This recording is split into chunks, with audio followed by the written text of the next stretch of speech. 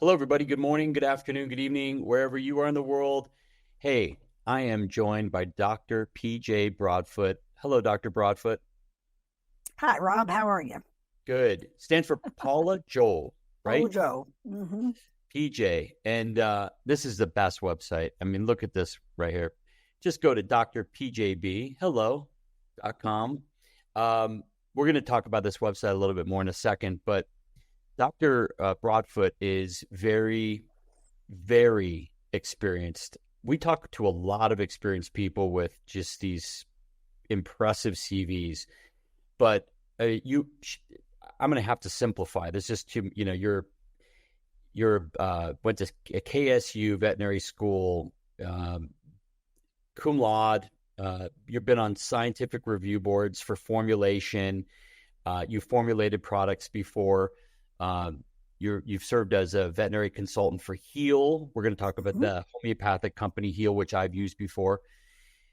And anyway, so much more. You've written tons of articles in amazing journals, health journals. So I would like to talk about, first and foremost, going into the immune system and resilience. We talk a lot about, I always say the R word is the important word, resilience, because we don't know what we're all going to run up against in the world.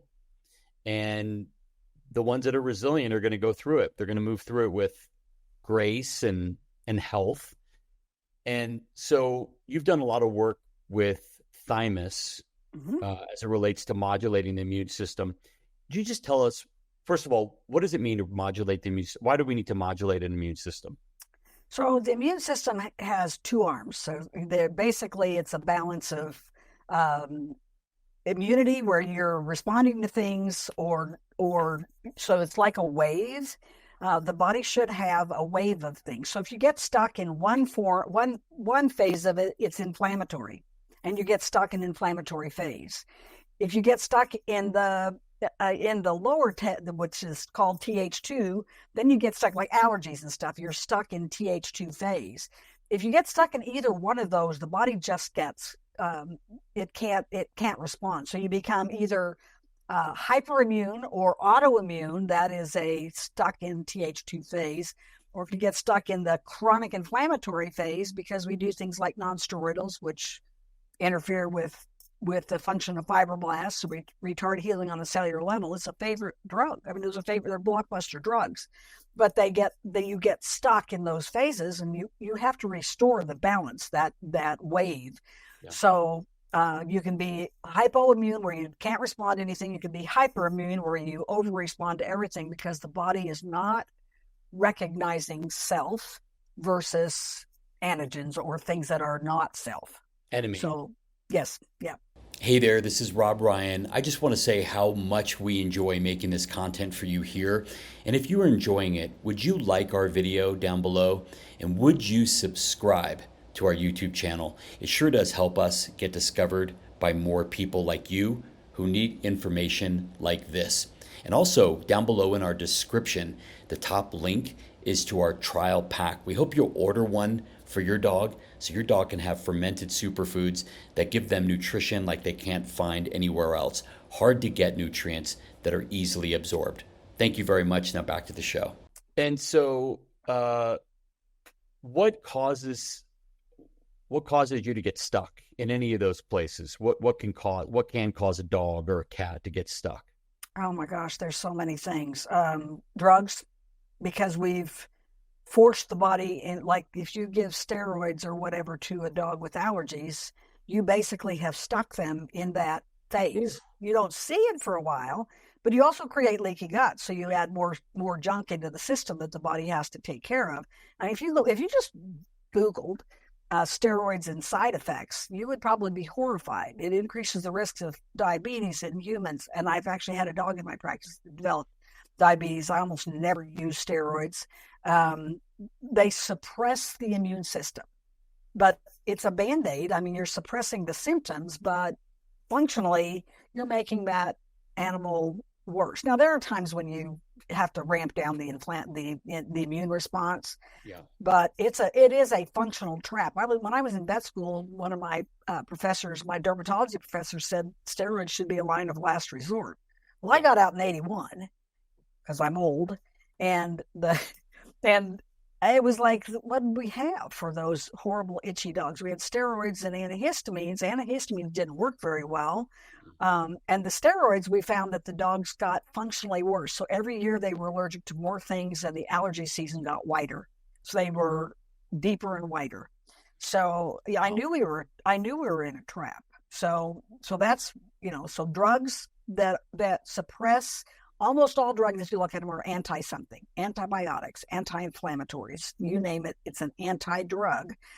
Instead of looking at what the body's trying to do and guiding it through that process, which is like the Homotox that you like, that's basically what that is geared at doing. It's looking at where the body's at and trying to guide it through that phase.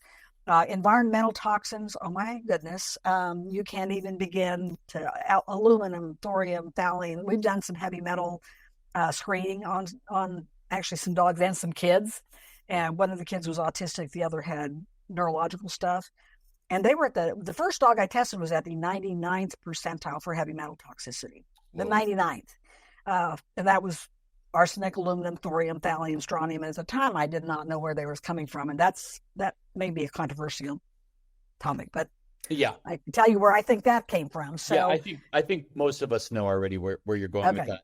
All right, I think it's over medication, over vaccination. Nobody wants over medicated or over vaccinated anything. Yeah. Well, and unless you're really careful with the vaccines, we use non-adjuvanted, so they don't have thimerosal and aluminum in them, and we vaccinate very infrequently. I mean, basically the bare minimum we can get by with. Because you're putting something, especially on these allergic dogs, they already have allergic skin. They already are hyperreactive, and you're putting something under that skin and asking them to respond to something else. So, you have to be really, really careful with those dogs. So that is basically, we consider that another environmental toxin. What's in our water, what's in our air, what's in our food, the microbiome we have destroyed with the glyphosate. Is huge. Microbiome is way more important than most people give it credence for. But you start altering the spectrum. You look at these kids with the ADD, ADHD diagnosis. I can tell you because I had one of them. We wiped out his gut with antibiotics. When you wipe out the bifidobacterium spectrum of the lower gut, it helps make B complex vitamins. So, which are big neurological factors. Wow. So how you don't interfere with. We hear this over and over again, but we just sort of dismiss it. Yeah. You interfere with Mother Nature. But there are so many things that you don't understand. I don't understand. None of us understand about downstream effects. The wages you pay later by doing something. I mean, it's there's just this part that you brought up to me about, taking out allergic dogs and, vaccinating them at the wrong time, or, you do anything, all these things that where the system is, where, the trying to interfere with something with another chemical or another, man-made, just call it a man-made drug. Mm-hmm. Just be ready for anything. But it's so funny how we all think that as consumers, we all think like, just very clear cut and dry and simple. Well, I just gave, I gave steroids. Steroids work great. Like they're until amazing. They don't. Until they stop. And then you're it's the whack-a-mole game, because out pops another, another problem. Yeah. Well, and honestly, I've got a chart. It's actually a set of charts that would fill the walls of this room, and they're the metabolic processes in the body, and none of them operate in a vacuum. One goes to another one, goes to another one, goes to another one. It's like a clockworks, only very complex clockworks. And you put a cog in the wheel of that, and everything else can wind down. stuff like Cytopoint, which is a big favorite, and I detest it. It's in the same cascade of events that create blood cells. So what happens when? Yeah. Because these drugs have a big number one job is like get the patient into a practice that can see you for 6 minutes. Give the drug, give the injection. It takes care of it that day. Great feeling, great review of the veterinarian. My veterinarian's amazing. And then weeks later, you get these crazy side effects that you don't attribute to the thing you did 2 weeks ago. Because it's not immediate. It's not immediate. And so we have these short-term memories. It's just a perfect scam, that a company can they're not creating it. They're riding on the whole way that these things roll out over days and weeks, periods of time. And so people have short-term memories, and they just go, well, it worked great. They remember the good thing, and then they're like, I don't know why my dog is why he's worse. Why he's worse. So the thymus, getting back to the thymus, what does that do? Well, so thymus balances the arms. So they've done some studies where it balances the CD4, CD8s, balances the TH1, TH2. So these immune. Those are thyroid levels. Yeah. Well, they're actually immune markers. Oh, the TH1 and 2? Okay, sorry. Well, no, those are, and so is CD4, CD8. Yeah. So it actually balances. They've actually done studies where they show that it balances that. So, you're born with a big thymus, and the thymus involutes over time, and people have thought that it didn't, that there was no activity anymore, but that's actually not true. And you can get the thymus to regrow some, which is kind of fascinating. So you get less efficient as it shrinks, which is why you have more chronic diseases in the aged, more things like cancer and not necessarily I think autoimmune diseases are things that we have created because that used to be relatively rare. We never saw rheumatoid arthritis, never saw cancer in kids, we didn't see that much hyperthyroidism. And now it's like 1 in every 4 cats is hyperthyroid. So what are we doing wrong? Cancer has gone, off the charts high. So, but the thymus can I actually love, did you do when you did the injections, the homotox injections, did you ever do them with blood? Autologous blood therapy? Yes. Okay. Yeah, so you're talking about the, just back up for the folks, the heal, right? Okay. Yeah, for heal. Yeah, those are heal remedies. And you give them, we give them with blood because the information that's in the bloodstream, virtually everything that's going on, that information is in the bloodstream. So if you have an allergic dog, all of those allergens have crossed a space they should have gotten through. The bloodstream ends up with them. So you can take a really tiny amount of blood, you can mix it with thymus, and you can either inject it off-label, or you can give it orally as a form of sublingual immunotherapy. I absolutely adore autologous blood therapy because it is so body specific. So it helps the body, just that plus the thymus kind of keys the system to either improve the immune system because they're below what they need to get rid of whatever's going on, or ramps down the inflammatory response. It actually has some anti-shock properties. So, it's just hard to even go through all of the stuff that the thymus can do. They had like 30 some cases of different kinds of metastatic cancers, stage 4, that went into remission with that plus an adjuvant. It plays nicely with other things. They had a dozen people with end-stage emphysema, and they nebulized it, and they got no less than 100% improvement in lung function by nebulizing it. Wow. So the average was 300%. Some of those people went back to smoking, which you have to wonder about people. But, what? Wait, so nebulizing, when you said nebulizing that, do you mean the heal? No, that was thymus extract. Oh, the thymus, okay. Good. But we would absolutely put it with heal therapeutics, which we do all the time. So a lot of the best cases I have were autologous blood therapy with thymus. We had a burn case that was unbelievable. because he healed without scratch, third-degree burns. So we actually wrote a journal article about him. So Oh my yeah, gosh. yeah. Okay, we move fast. So for the folks, we'll catch them up. So for my older Labrador buddy, Mhm. I gave him injections just in the back of his skin. We just lift up his skin with Mhm. Heal, which is a homeopathic company, which, Dr. Broadfoot has happened to consult for, which I think is great. I think it's amazing. Another reason that I love her so much. But this product, you can mix it with blood, right? Or is that The the thymus? thymus? Yeah. Yes, you can. And actually, there's thymus in some of the heal remedies as well. So Hepar and Thyroidia, I think, both have thymus extracts in them, but they are really diluted. They're like nanoparticle type stuff, where the thymus is not, it's more concentrated than that. So you Okay. can dilute it down. Okay. We often do dilute that particular the vial of it.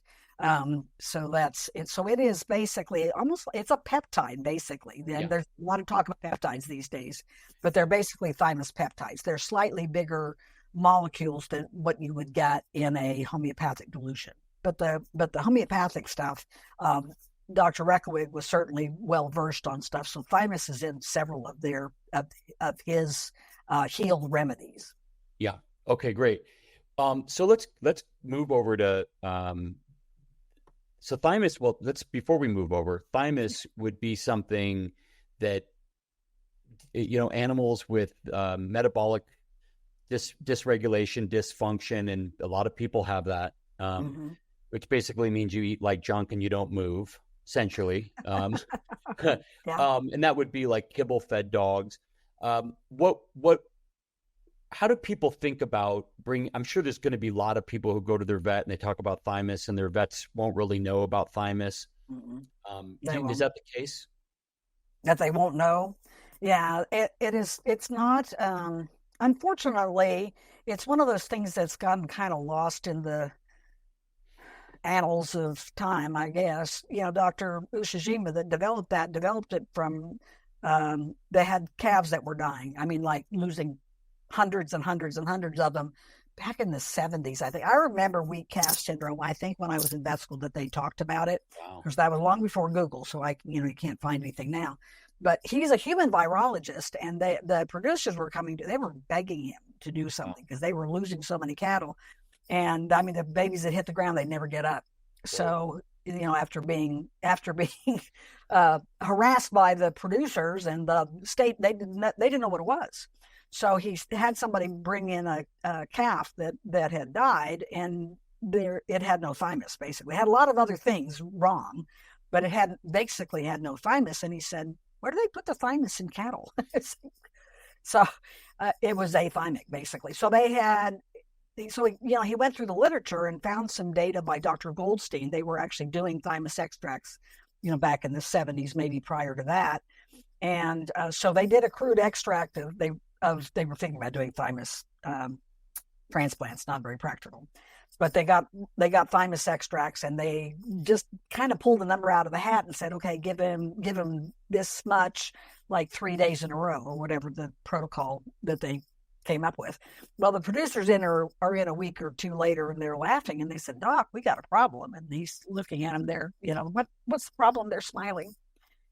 They were having to rope them to give them the third dose. Whoa. So from death to, oh my gosh, we can't catch these things.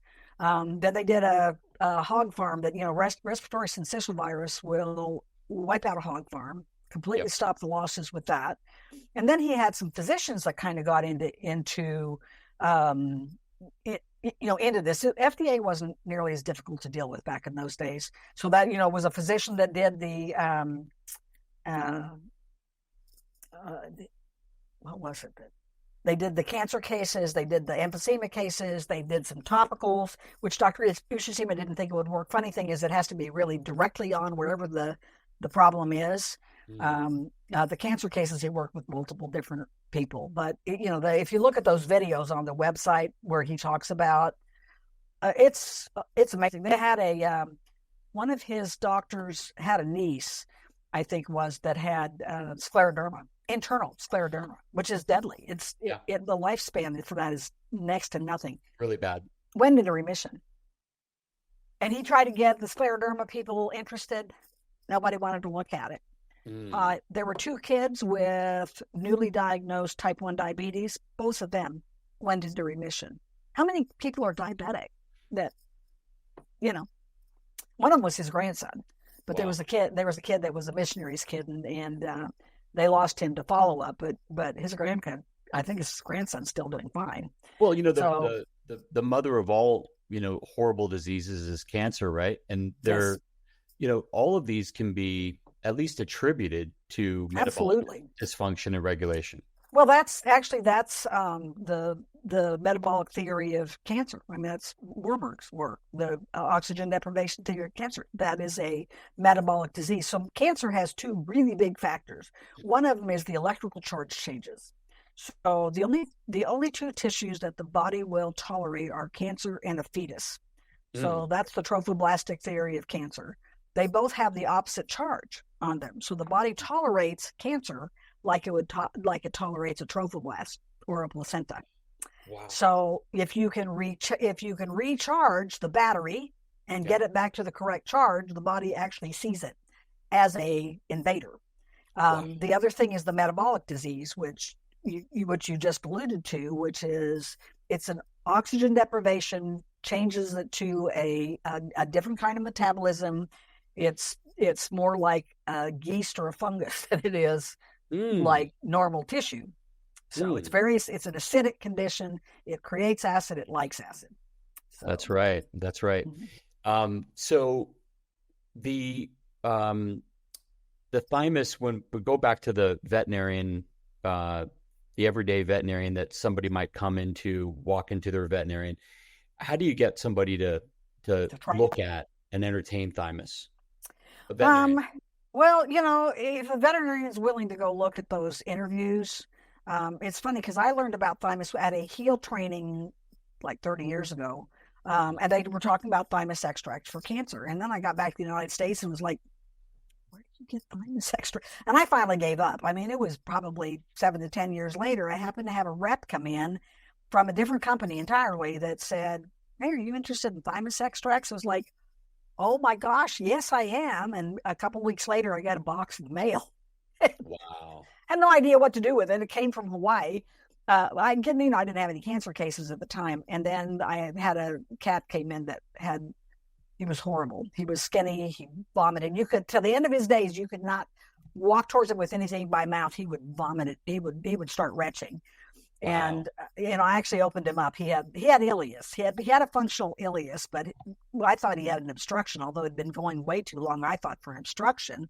And I was like the 2nd or 3rd veterinarian on that case. And I finally, they brought him in to put him down and I couldn't do it.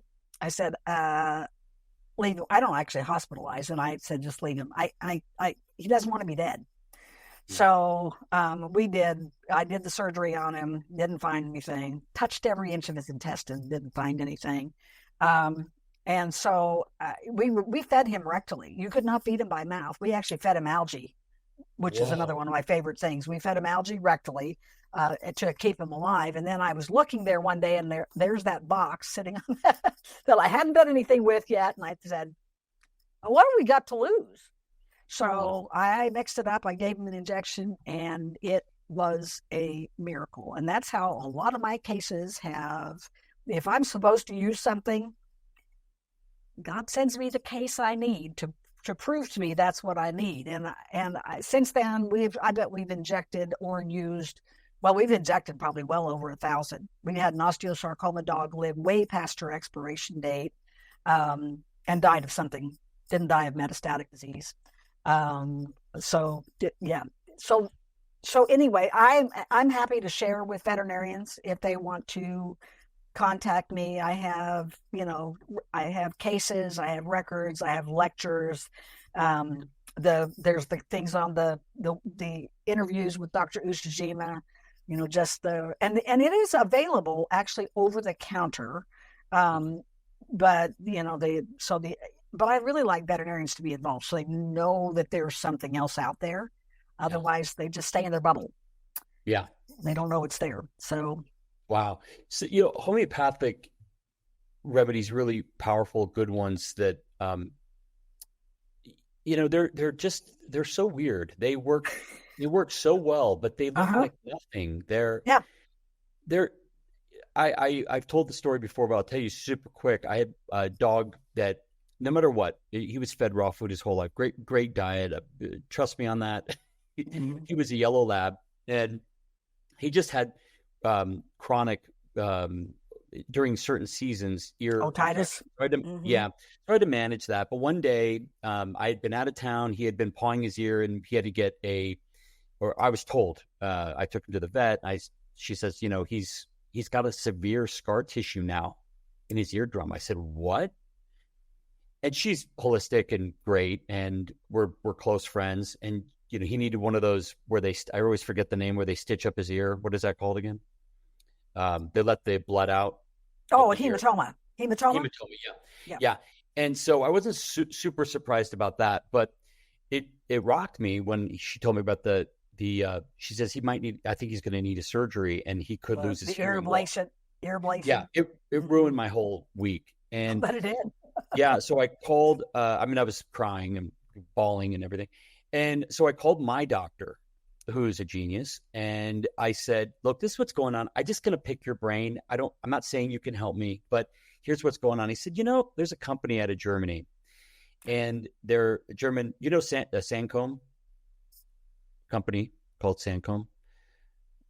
Sanum. Pleosanum? Is that how you say it? Sanum? I think so. Pleosanum. They do a lot of fungal stuff for cancers. Yeah, and so it was these eye drops.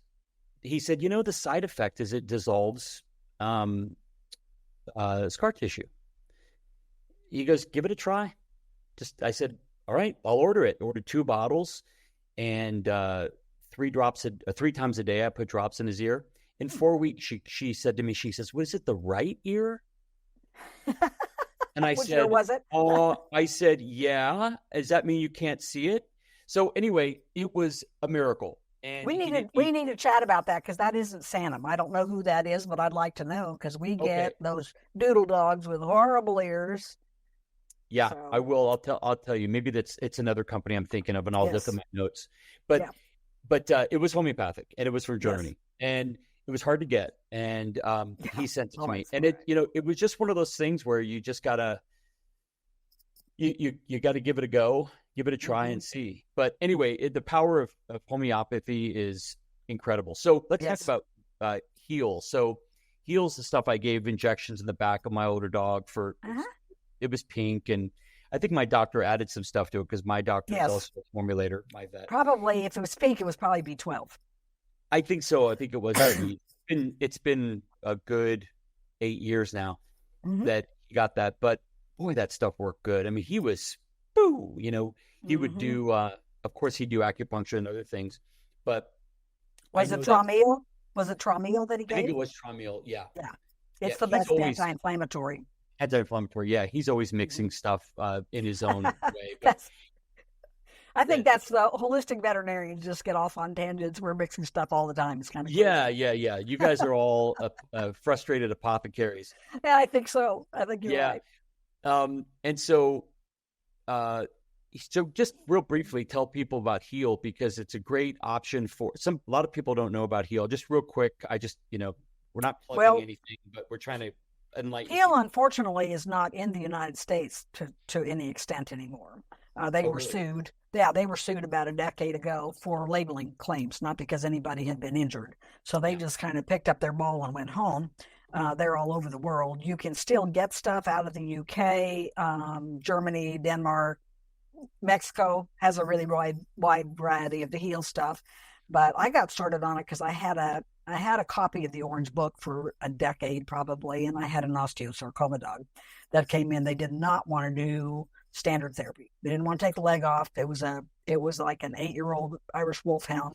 And they just didn't think she would do well. I contacted Oklahoma State. They said they had been sending dogs for limb sparing to Colorado State. Basically, they never came home, and they didn't want to do chemo. And so, this was before Google, and I don't think I even had a computer. I certainly wasn't on the internet. So all you could do was look through journals and stuff. Well, I couldn't find anything, at that point in time. So I pulled the orange book off the shelf and called the company, and they said, well, you can use this and this and this and this. So they sent me like a half a dozen things. That dog lived 18 months, and she was running and playing and compressed the bone. And I kid you not, I've got pictures of it. It was this big around. Whoa. It was huge, and it shrunk. And her quality of life was fabulous. So, that I was hooked. At that point in time, I was hooked. And, my mom was diagnosed with breast cancer about that time. So blue-green algae that I like, and that Homotox, both the heal stuff, both came to me about the same time. So I started Mom on the heal stuff before we ever knew she had cancer. And I started her on the heal things. We may not have done that until she was diagnosed with cancer, but that was in 1996, and she's still alive. She'll be 96 this year. Never did chemo, never did radiation. She had a radical mastectomy, and that was it. So, and my whole family, who is medical, said no chemo, no radiation. So what does that tell you? So anyway, that osteosarcoma dog, her name was Daisy, hooked me on heal stuff. So after that, they would send me like old journals, and they finally sent me a CD that had all the old journals on it, and which was nice because you could word search it, and it's like, oh, I need some of that, and I need some of that, and I need some of that. My lady, my girl Friday at that time, Susan, said, if you're going to buy anything else, you're going to have to stand there and hold it till you figure out where we're going to put it, because it was we have a ton of stuff. So you can it's an entire system of medicine. It's not just bits and pieces of things. So Rekoe was genius. He was very interesting. He was very eclectic. So it's a marriage of conventional medicine, because he was a Western trained MD, and homeopathy.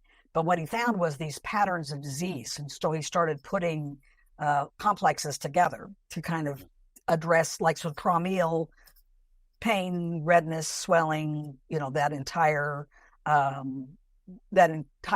kind of constellation of things he mixed together. So there are hundreds of heal formulas, from heart stuff to brain stuff to microcirculation to inflammation, specific inflammation. It is an unbelievable system of medicine. It's absolutely genius. And he was actually doing, if you look at a lot of his formulas, they have stem cells in them.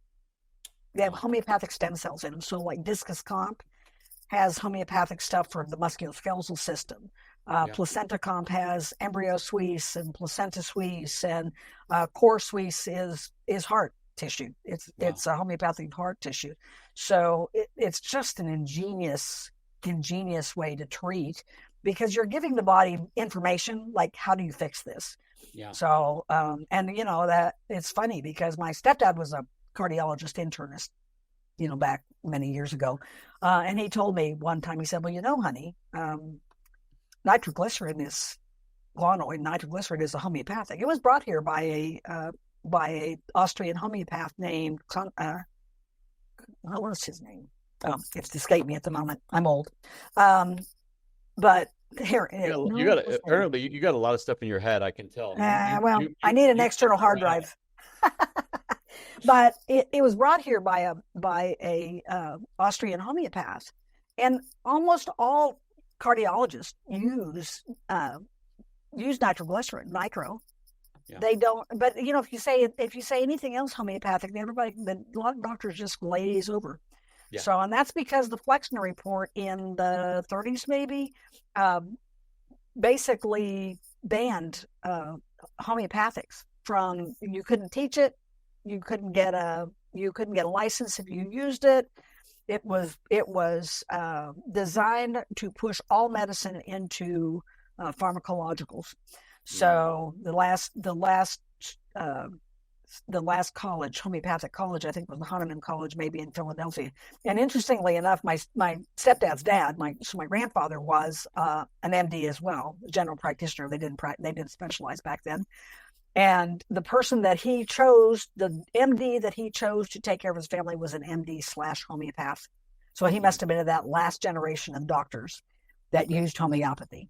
Mm. So Reckwick was a brilliant homeopath. He knew his medicine. He just chose to combine things so that they were easier for practitioners to use. Wow. Interesting. Well, that's great. So let's go into the other. Oh, and real quick before I forget, the thymus, is that dog, like, do dogs get dog thymus? Nope.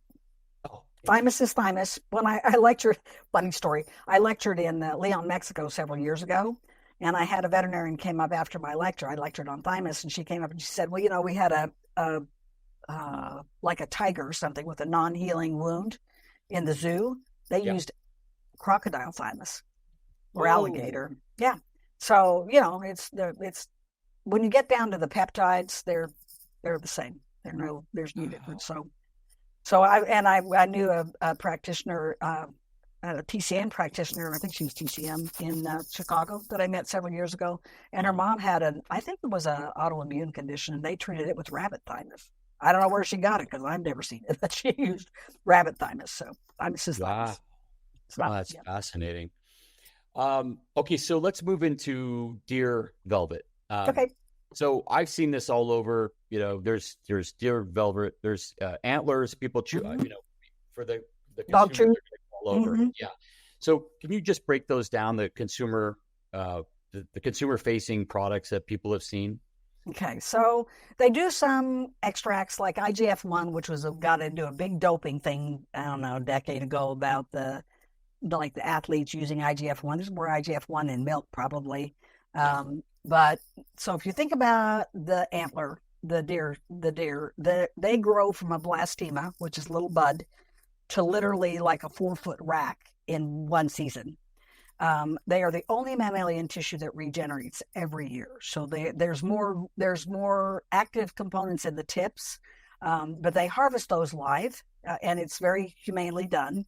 They've actually done cortisol studies on them to make sure that they weren't stressing them, and so they use the live antler to make the deer antler products. Most of that goes to the Asian market. They have been used in Chinese medicine for thousands of years. I think the first written information about deer antler was in the Yellow Papers, Han Dynasty, 2,000 years ago or so. So they call it Lu Rong. That is the Chinese name for it. But they knew that, they had written it for like weak kidneys and poor vitality. And so lots and lots and lots of indications for it. We use it a lot for things. There are components of it for rebuilding, regrowth. That and Perna both have, which is another thing that I love. It actually, Perna changed the way I practice medicine. Glycoflex back in about 1983. They have used the components of those to build scaffolding to grow stem cells on. So huge regenerative capabilities. They give information for regeneration. Can you spell Perna just so I can stay with you? Sure. Perna. Oh. The original dog formula that we used was Glycoflex. Okay. So great stuff. Great. So awesome. And the product that we have used out of New Zealand, the first one we used actually was a Perna deer antler combination. And those antlers grow an inch or two a day. Yes, they do. Amazing. Yes, they do. So the reason I stopped to chat with them was that they had Perna in with the deer antler, and I actually did not use it for a long time. I mean, I was looking at the data, but I had such good luck with Perna that I didn't get off on the deer antler trail. And then I think I was at a dinner one night with like a dozen or more veterinarians from Israel, which you could throw a rock across Israel, and all of those veterinarians used the deer antler and liked it a lot. So I thought, well, I'm going to get some and try it. And of course, those cases that you get, Steve Marsden calls the great case dispenser in the sky, came in had surgery on a stifle, never used the leg. She packed that leg, and she was getting ready to blow the other one. She couldn't even squat to pee. The owner said if we couldn't do something with her, they were going to put her down because she couldn't squat to pee. So we had actually started her on Homotox. I sent her to a friend of mine to do Ozone, Prolozone, And then, she was doing better. I mean, she was improving. And then I got some of the dairy aware, and I thought, well, yeah, this would probably be a pretty good case to try. So, oh my gosh. I've got video of that dog. She went from hacking the leg to using both legs and racing around like a crazy dog. So, and lived to be, I think, 16, maybe 17, several years after they were really considering putting her down. Yeah. So, so that case, got her there. I was hooked on Antler. So we use a lot of it.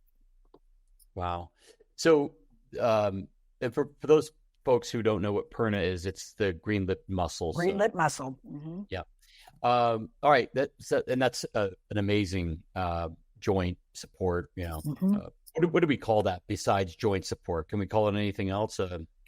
Well, it's a regenerative in general. There are 53 fatty acids. Like, who knew there was 53 fatty acids? I was doing a lecture on it a few years ago. I got 53 fatty acids, 3 of which people know about EPA, DHA. We hear about that all the time. But there's a novel one in there called ETA. It's eicosanotetranoic acid. It's like 300 times more potent than salmon oil as an anti-inflammatory. So it has anti-inflammatory capabilities, and it has all classes of GAGs. So the glycosaminoglycans. So it's a full plate. So instead of just glucosamine or chondroitin, you get hyaluronic acid and dermatan sulfate and N-acetylglucosamine, which is fabulous for gastrointestinal stuff and urinary tract stuff because it helps coat the urinary tract. So so it has this really broad usage that you don't even think about. So, and then it has all those really cool things that those gags that they use to build scaffolding to grow stem cells. So they knew that they saw evidence of cartilage regrowth in humans years ago, but there was no research until this stuff came out about using the scaffolding to grow stem cells. We really didn't have much that said why they would regrow, but it's pretty incredible. So we really like the one. Regrowing stem cells. What do you think about hyperbaric? Well, any of those things, hyperbaric, ozone, a lot of those work, I think, on the nerve pathways. I don't have room I have a postage stamp of a clinic. I don't have room for a hyperbaric. I've been wanting to put my mom in a hyperbaric because she's getting a little forgetful and she's having trouble finding words. And they showed when I was in vet school, way long time ago, the veterinarian who taught pediatrics and geriatrics, so he taught both ends of the spectrum, said that they had done studies in humans where they showed an hour of oxygen a day could vastly improve their mental acuity. Oh yeah. So things like hyperbaric, where you're forcing oxygen in under pressure, makes infinite amounts of sense to me. Now when Mom was here for her 95th birthday last year, the person who has gone long past her expiration date with breast cancer, and she also had used to run on a hemoglobin of 4, which normal's like 10, 12. And so she had blood transfusions all the time. They thought she had Mediterranean thalassemia. When we started her on the algae, she came up to 10 and stayed there. So I would love the algae from Heal. No, that's Klamath Falls. That's it's. Oh, I know. I love those guys. That's called E3. E3 Live, and I use E3 Live, and I have also used New Earth, which was the original. They were the original harvesters with Celtec, and I've used theirs since 1995. Actually, it revolutionized my life. So. Yeah. Oh, I had a profound reaction the first time, and then after that, I didn't have as profound. But I was like, "Whoa!" Like the first time I drank it. You mean like rocket fuel? Yeah, I don't normally have that, and it was a good rocket fuel. It was clarity, and it was like light. It is. Well, it's a photobiomodulator. It actually it's a light emitter, so it's one of the reasons it's useful for cancer. Cell-to-cell communication is frequency. They sing to one another, and light, biophotons of light. So a lot of our illnesses are because we've lost the communication, most of which goes through the mesenchyme or the matrix, that gel between the cells. Most of that communication goes through there, and we have lost. Cancer is I've lost communication with these other guys, so I'm off on my own tangent. And so you can, we have used a lot of algae in cancer cases over the years. Well, that's It's amazing. it's also the bottom of the food chain for omega-3 fatty acids. Yes, it is. And it's protein. It's got all kinds of great nutrients in it. Do you give that to dogs, like E3? Oh, yeah. Okay. Yeah. I give algae. With that, the four supplements that we make in-house all have algae in them. Okay. That's good. And could you overdose, is quote unquote, I'm using that term. Yeah, well, you might get green diarrhea, but I don't know. I don't know that you can. I mean, if you give any rational, reasonable amount, I don't think you could hurt them with I'm going to go get some today for me and my dog. But mostly my dog. My dog gets more than I get. Of course he does. Yeah. But it's him that helps me remember to, for me to take my stuff. So that's right. Got to stay. You got to take care of yourself so you can take care of them. They've actually shown that in the elderly is that if they have someone that they have to take care of, they're more likely to feed themselves. Otherwise, they forget to eat. Well, you've got to feed the dog. They will remember to feed themselves. Yeah. So, and it's their de-stressors. Well, most of them are. Some of them aren't very. Some of them are pretty stressful. Back to deer velvet. So let's talk about the applications for dogs and cats, if so, in cats. But let's talk about like how we can help our dogs and cats by using deer velvet. So most people used, or at least initially think of deer antler for musculoskeletal stuff, but it's way, way, way broader than that because it has such a wide range of application. It has a natural SSRI and a natural MAO inhibitor. So it's not an SSRI, it's an MAO inhibitor. It helps keep serotonin in the system, and it actually is a natural source of serotonin, which is probably the physiological reason why people why they recognize that people tend to feel better. They have a better sense of vitality on that. It has a huge array of minerals and enzymes and hormones. So some hormone balance.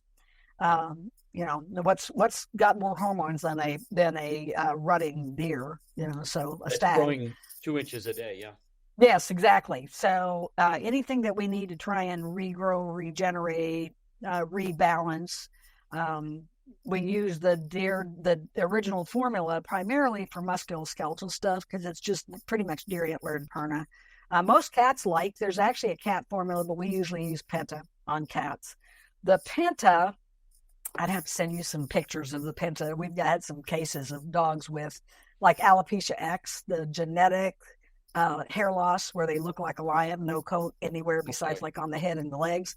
Yep. And we've had dogs grow their coats back on penta. Whoa. Mm-hmm. Yeah. Wow. And one of them went back to doing agility. She was an older dog. She went back to doing agility. So, it's just, it has deer antler, colostrum, perna, thymus, and porphyra because they don't grow anything like the AFA algae in New Zealand. That was the closest thing we could find to it. There have been studies for like rebuilding blood, like hemolytic anemia cases and just other kinds of anemias. There's probably an erythropoietin kind of a thing in there as well, like an EPO. But we've seen some pretty profound. We always give algae too, even when we're doing the like penta or something or they have one called hemogenesis. Even if we do those, we give the algae because the only difference between chlorophyll and hemoglobin is the central atom, and the body seems to free substitute. It just puts the iron in the chlorophyll into the hemoglobin. Okay. So nothing else could really explain why my mother went from a hemoglobin of 4 to a hemoglobin of 10 and stayed there for the last 30 years. So, wow, amazing. This idea of photon energy, my doctor turned me on to for me this green. He made his own green formula. He called it photon greens. And he's the one that introduced this concept to me of you basically just eat the photon energy, oh gosh, I'm blanking on the sun creates photosynthesis. Photosynthesis, yes. Yeah. And And he explained that whole process, and it made perfect sense to me. And then that's when I got into E3 Live. And I mean, boy, you guys, it's like eating sunshine. Basically, it's what you're trying to do. And that's the thing that with our company that turned me on is, you're getting these plants, you're harnessing these plants, and you're trying to preserve the integrity of these plants as best you can over time. We ferment, of course, but then we freeze dry. It's more bioavailable when it's fermented. It's more bioavailable, yeah. And this stuff matters. Getting these plants, I feel so bad for the folks or for the animals that are just feeding these, meat only diets. And I know cats are mostly just pure. Well, they are protein. They're obligate protein eaters. Obligate. But the dogs, I just feel they're like not. Get some energy into them. Yeah, they can. You know what? We kind of, when we look at dogs, especially dogs with problems, we kind of look at where do they come from. Yeah. So if you have a little Asian Shih Tzu or one of those dogs, mop dogs, I'm looking for, what did they eat? What do they eat in China? What do they eat in Asia? They sat in people's laps. They ate what the people ate. So a little bit of chicken, a little bit of pork, a little bit of fish, a lot of fruits, vegetables. Corn, soy, wheat, and gluten are not part of their diet there, other than their soy is fermented. So it's just a different thing when you ferment the soy. It's completely different. Nattokinase comes from a fermented, I'm pretty sure from a fermented soy. Stuff. Yeah, I love natto. I think it's great stuff. So, so we bring them here and we give them, poison in a bag with dyes and preservatives that they can't digest. It's hard on their liver. And we wonder why they have food sensitivities or environmental toxicity, because they're taking in all of this stuff. They're walking on it. They're licking their feet. It ends up in their mucous membranes, goes through their gut. Then it ends up gums up the liver. And because part of that is that we're feeding them things that they're not suited to eating. They don't have the enzymes to digest what they're eating. So if you get a dog like a northern breed, they probably ate venison, whale blubber. They're not growing grains up there. Yeah. So and they do better on kind of a bit of an origin specific diet. Now you can get outside of those bounds a little bit. Yeah. But it really helps if you're doing like the fermented stuff, because then it's more bioavailable there. Yeah. And it also helps support the microbes that should be living in the gut. So like we had clients at one time that were getting tripe and stuff, and the dogs just thrived on that.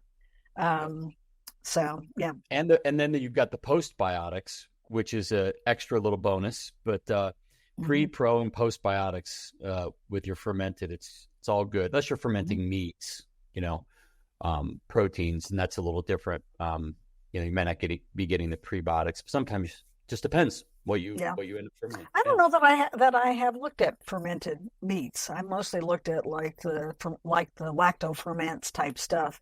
So you'll have to enlighten me at some point in time on that. Yeah, I'd love to. Well, this has been a wonderful, this hour's flown by. It's almost been an hour. Why don't we talk real briefly about your practice? So you're currently practicing, right? Mm-hmm. Yes. And I'm semi-retired. At least I say that. It hasn't worked out very well, but all of you vets all you great vets that say you're retired, say they're working harder than they were before they were officially retired. I know. I don't know how that happened. I work less days and stuff more things into them. And I actually have I will only look at a limited number of patients in a day, because I can't do good medicine. I don't feel like I can do good medicine in really short, of course, most of the things we see are complex. So I want to give them time, because they are complex. Yeah. Well, it's like back to Steve Morrison. You mentioned Steve, he said a couple of things that resonated with me. We talked about the, those cool things when we were younger about that would, you could create these spiral, like multicolored spirals, and they all intersect and overlap. Like a mobile. What's it called? Like a mobile? Like sort of like that, but they were all very connected. Like it was just crazy. It was like looking at like a map of airplanes. Yeah. Yeah, their paths. And that was what causes these complex disorders or diseases. Yeah. And he would say, complex problems need complex solutions, and those can be food, because food is complex, but it's very Yes. complete and whole, and Yep. same with herbs. Yep. Yeah. Yeah, and they're broader. So, like the trying to make an antibiotic to interfere with one pathway, when you can do oregano, which has multitudes of different things. The microbes have trouble finding pathways around those complexes. So, Yeah, because the body has to recognize, everybody has to realize the body just has to recognize things, and then know where the thing, what the thing should be doing and where it goes. I'm being very general, but it's yeah. Yeah. But that's what it is. You need to try and figure out, what is the body trying to do at this point in time.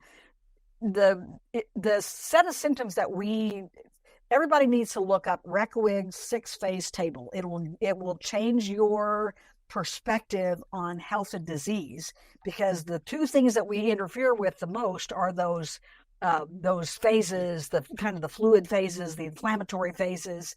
And when we interfere with those, the body then has to stuff those toxins or viruses or whatever into another space, because we've stopped the mucus production or the cough or yes, exactly, especially the inflammatory phase. We are really good at mucking around with that.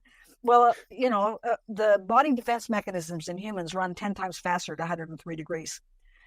So where do we start taking the aspirin and Tylenol and whatever, as soon as we get uncomfortable? 100 degrees. So then the body says, well, what am I supposed to do with this virus? Well, let me just stick it in this mesenchyme or this cell somewhere else, and then you get a trigger down the road, and all of a sudden that thing shows back up again, and it's horrible. So then we do another, thing it's like giving antibiotics for viruses, which makes no sense. I know. That's the worst. Crazy.